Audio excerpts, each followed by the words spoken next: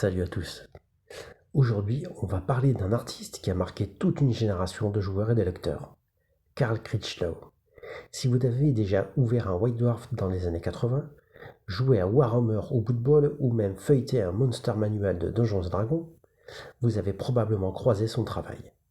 Pourtant, son nom reste moins connu que d'autres légendes, comme John Blanche ou Mark Gibbons. Alors qui est Carl Critchlow ? Comment a-t-il révolutionné l'art fantasy et humoristique dans le monde du jeu de rôle? Et pourquoi son héritage est-il encore si vivant aujourd'hui? On va explorer sa vie, son œuvre, ses collaborations et surtout l'impact qu'il a eu sur des milliers de fans. Préparez-vous à un voyage rempli de dessins cultes et de personnages légendaires.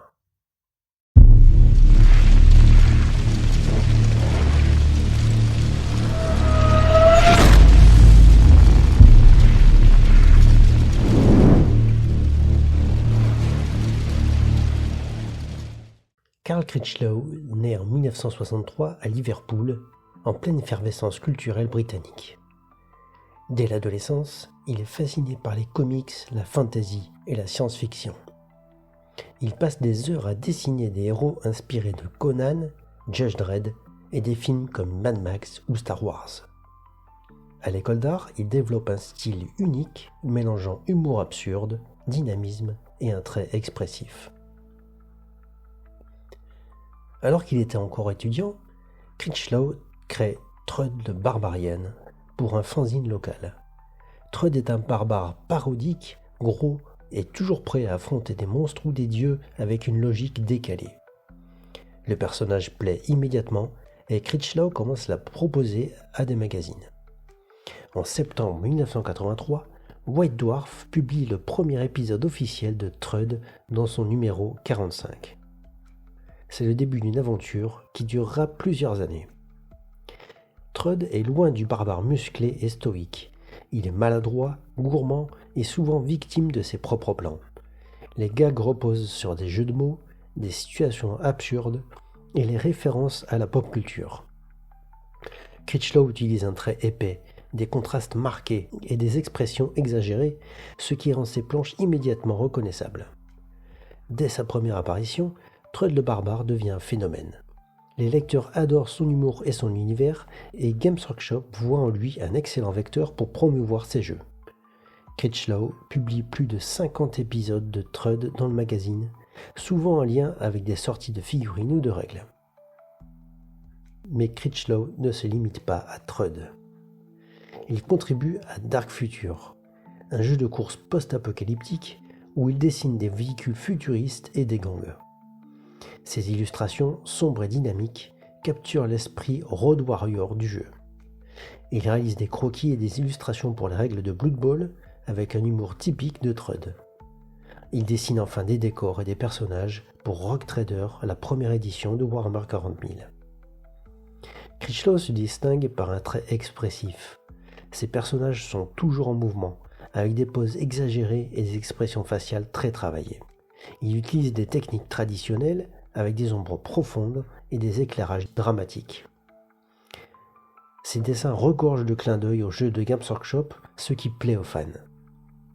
En 1988, le numéro 103 de White Dwarf publie un article Illumination spécial dédié à Critchlow.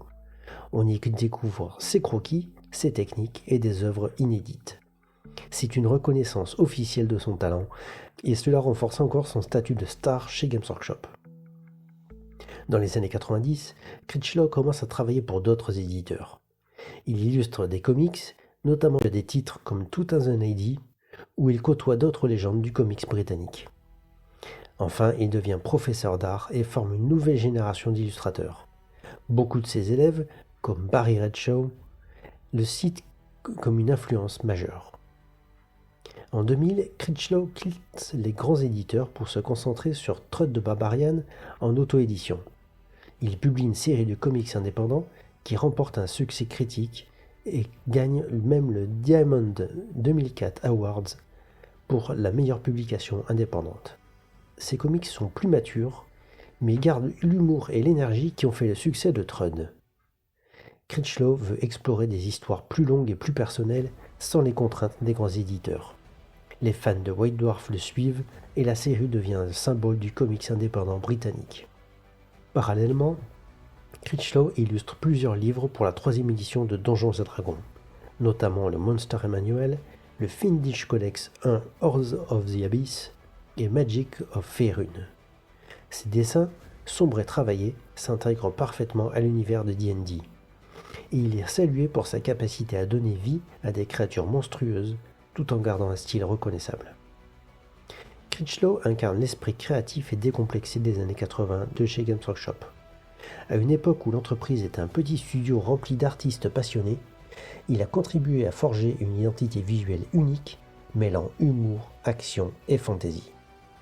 Son travail rappelle que le jeu de rôle et le wargame ne sont pas que des règles et des figurines, mais aussi des univers riches et drôles. Beaucoup d'illustrateurs actuels citent Critchlow comme une inspiration, notamment pour son mélange d'humour et d'héroïsme, sa capacité à raconter une histoire en une seule image, et son style visuel percutant qui a influencé des générations de dessinateurs de comics et de jeux de rôle. Aujourd'hui, Trudd the Barbarian reste un personnage culte.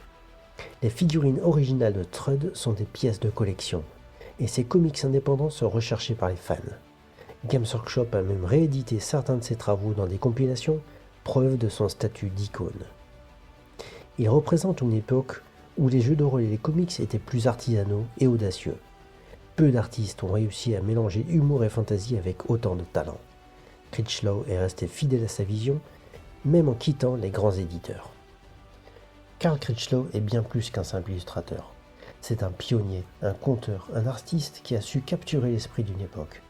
Que ce soit à travers les aventures hilarantes de Trudd, ses illustrations sombres pour Dark Future ou ses monstres légendaires pour Donjons et Dragons, il a marqué des générations de joueurs et de lecteurs. Son travail nous rappelle que la fantasy peut être à la fois épique et drôle, sérieuse et déjantée. Si cette vidéo vous a plu, dites-moi en commentaire quel est votre épisode préféré de Trudd the Barbarian ou votre illustration préférée de Critchlow. Et n'oubliez pas de liker, partager et vous abonner pour plus de plongées dans l'histoire du wargame et du jeu de rôle.